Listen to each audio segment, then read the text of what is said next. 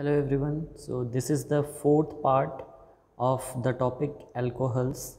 In first three parts we discussed many things about alcohols, and the topic which was left in the alcohol part was important compounds, structure of important compounds and their uses, pharmaceutical use or industrial use.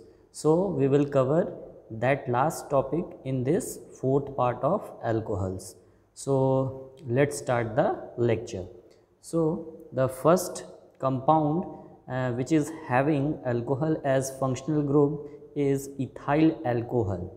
The general formula or structural formula of ethyl alcohol is CH3CH2OH. So this is the structural formula of ethyl alcohol, and this ethyl alcohol is also known as alcohol, ethanol और drinking alcohol. सो ethyl alcohol को alcohol भी बोलते हैं, ethanol या फिर drinking alcohol भी बोला जाता है. अब इसका यूज़ देख लेते हैं.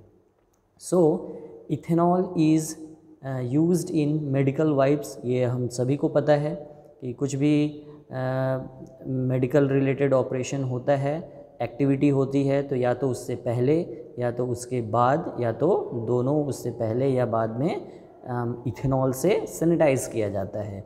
जैसे कि एग्जांपल इंजेक्शन भी देना है तो कॉटन से पहले डिप किया जाता है इथेनॉल को, और फिर जो साइट ऑफ इंजेक्शन है वहाँ पे पहले आप इथेनॉल यूज़ करते हो. तो ethanol as medical wipe use होता है. It is also used as antibacterial hand sanitizer gel. तो as antibacterial hand sanitizer gel भी इथेनॉल यूज़ होता है. Ethanol may be administered as an antidote to methanol and ethylene glycol poisoning.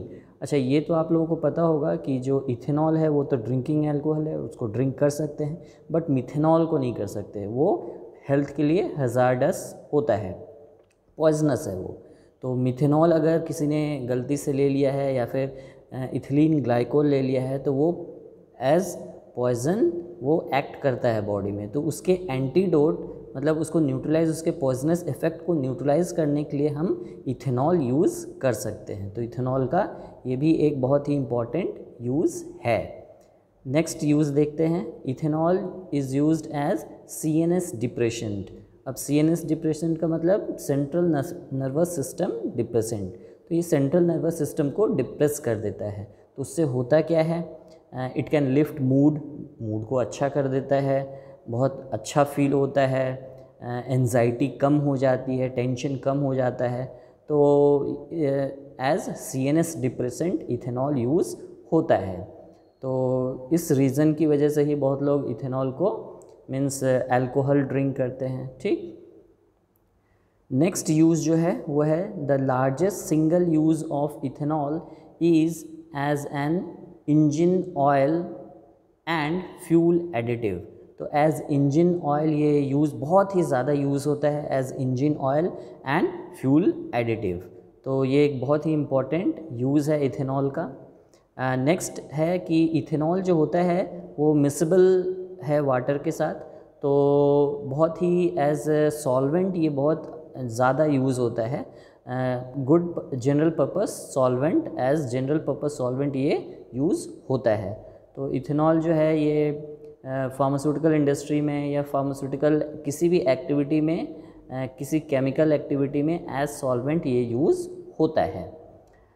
Ethanol जो है वो paint में भी use होता है. टिंचर्स का तो एक इंग्रेडिएंट ही है.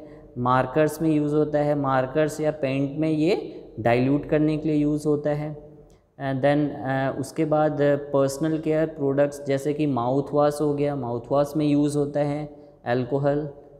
देन परफ्यूम्स में यूज़ होता है, डिओड्रेंट्स. तो इन सब में भी जो इथेनॉल है वो एज इम्पॉर्टेंट इंग्रेडिएंट यूज़ होता है.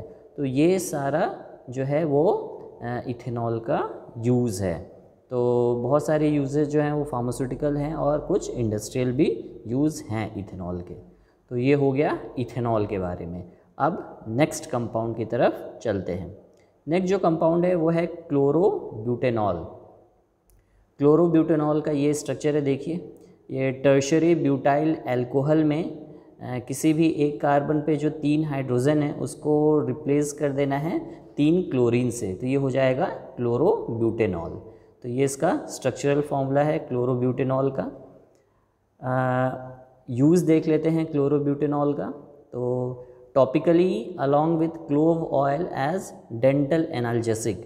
तो जो क्लोरोब्यूटेनॉल होता है वो अगर दांतों में दर्द हो रहा है, पेन हो रहा है, तो along with clove oil chlorobutanol को यूज़ किया जाता है, जिससे पेन से रिलीफ होता है। ठीक, तो ये एक मेडिकल यूज़ हो गया क्लोरोब्यूटेनॉल का।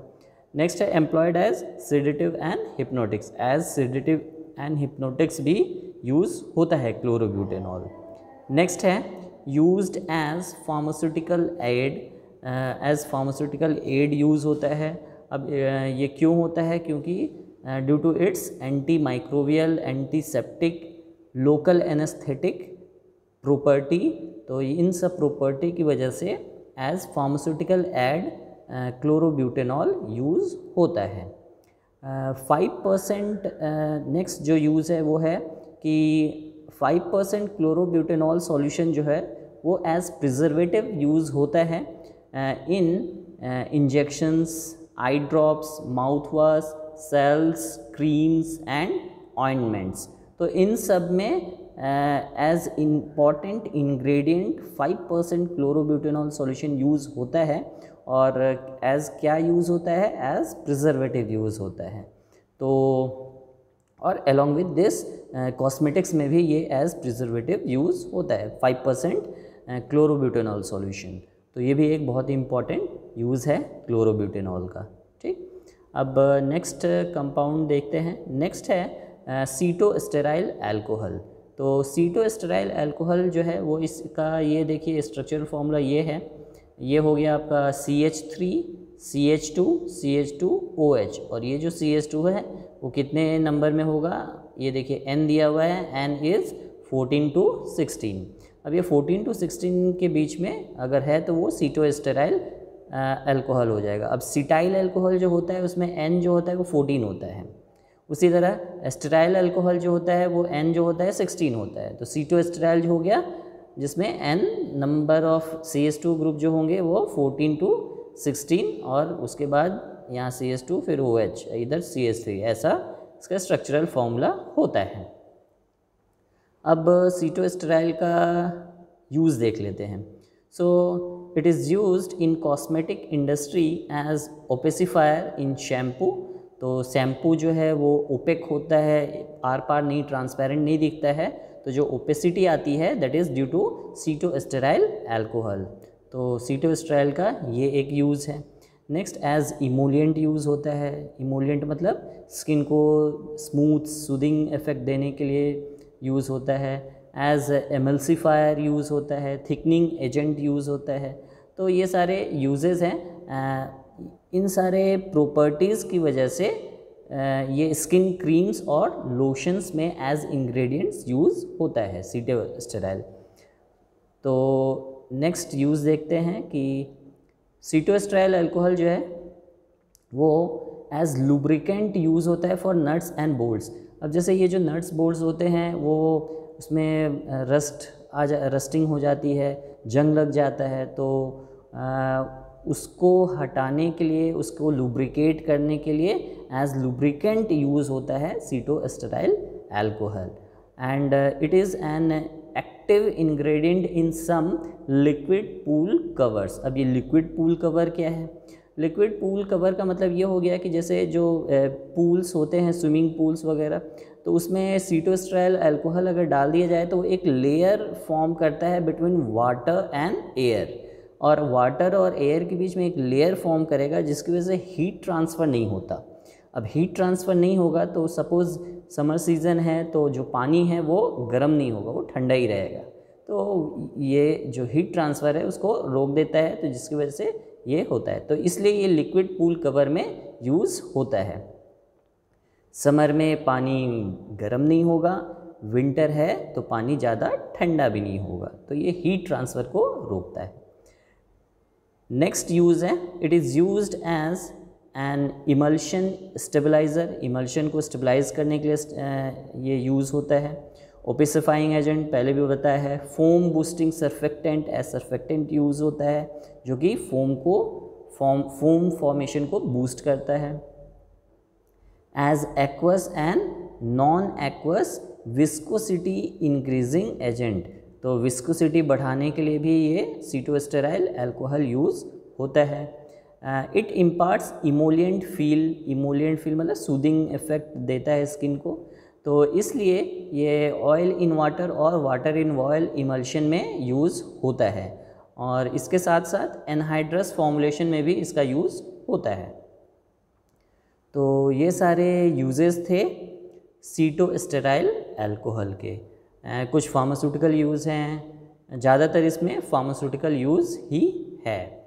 तो ये हो गया सीटोस्टेराइल अल्कोहल। अब नेक्स्ट कंपाउंड देखते हैं जिसमें OH group as functional group present है। नेक्स्ट है बेंजाइल अल्कोहल। अब ये बेंजाइल अल्कोहल देखिए, ये इसका स्ट्रक्चर फॉर्मूला है,